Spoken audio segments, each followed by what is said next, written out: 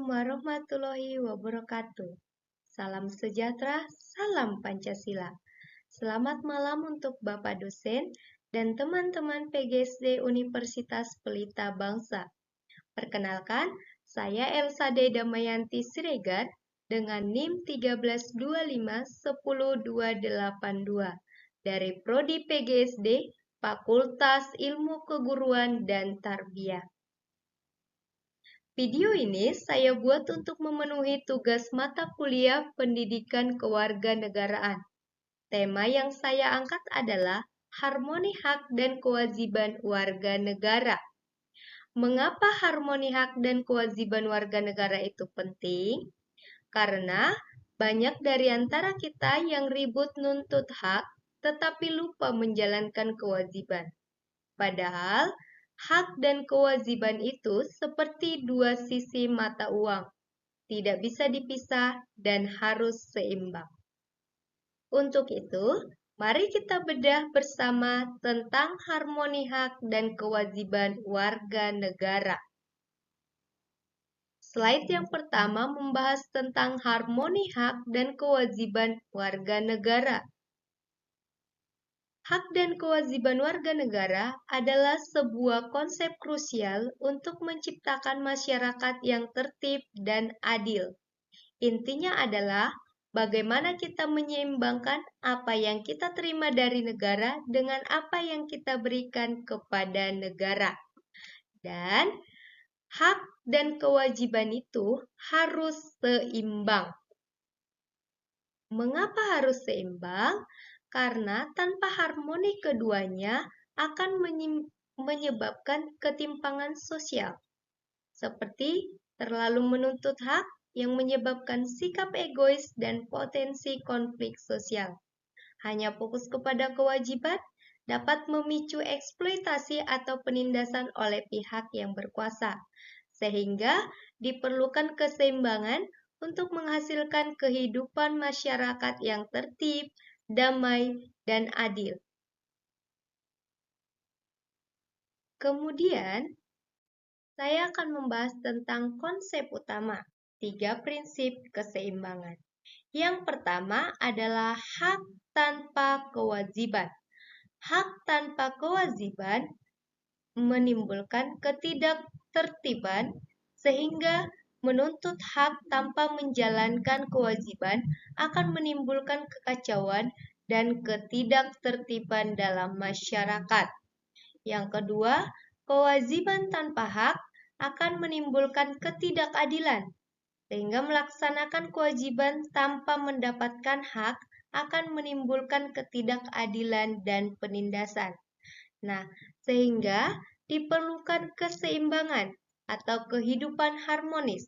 Keseimbangan antara hak dan kewajiban menciptakan kehidupan yang tertib, adil, dan harmonis.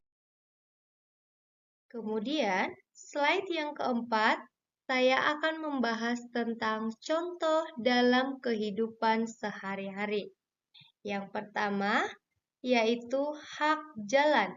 Hak menggunakan jalan wajib taat aturan lalu lintas. Yang kedua, hak pendidikan. Hak mendapat pendidikan. Setiap orang memiliki hak untuk memperoleh pendidikan yang layak. Namun, hak ini datang dengan tanggung jawab yang harus dipenuhi secara seimbang. Hak yang diterima, hak mendapat pendidikan, kemudian kita harus melakukan kewajiban dengan cara wajib belajar dengan giat. Mengapa harus seimbang? Seperti yang kita lihat, teks di sisi kiri menjelaskan bahwa setiap hak yang kita nikmati selalu berpasangan dengan kewajiban yang harus kita penuhi. Keseimbangan antara keduanya penting, sehingga menciptakan kehidupan bermasyarakat yang harmonis, menjaga ketertiban lingkungan sosial, memastikan setiap orang menghargai fasilitas dan kesempatan yang diberikan. Kemudian, slide yang keenam, saya akan membahas tentang kasus nyata pelanggaran lalu lintas. Slide ini membahas tentang ketidakseimbangan antara hak dan kewajiban dalam konteks pelanggaran lalu lintas. Inti pembahasan slide ini adalah yang pertama, kita dapat menyoroti gambar bagaimana warga negara sering menuntut fasilitas umum namun melupakan tanggung jawabnya. Yang pertama, pelanggaran nyata. Pengendara sering tidak memakai helm dan menerobos lampu merah. Tetapi, mereka seringkali menuntut hak warga merasa berhak menggunakan jalan raya secara bebas. Pengabaian kewajiban ini, warga mengabaikan aturan yang dibuat untuk keselamatan diri mereka masing-masing, sehingga konsekuensinya munculnya risiko kecelakaan yang membahayakan diri mereka sendiri dan orang lain.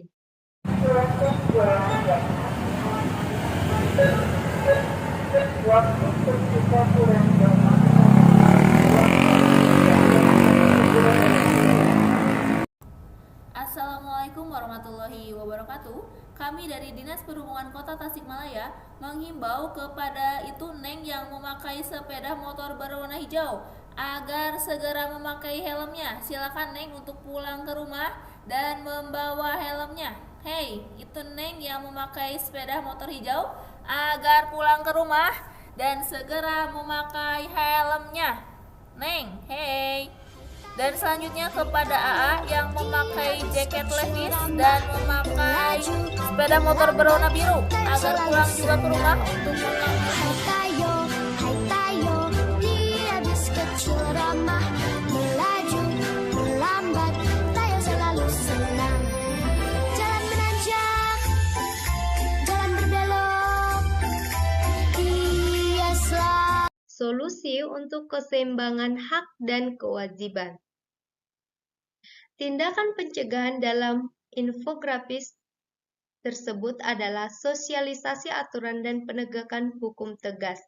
Langkah ini bertujuan untuk menciptakan keseimbangan antara hak dan kewajiban warga negara dalam konteks yang lebih luas, seperti upaya pencegahan, melakukan sosialisasi aturan dengan cara memberikan pemahaman kepada masyarakat mengenai hukum yang berlaku agar tidak terjadi pelanggaran.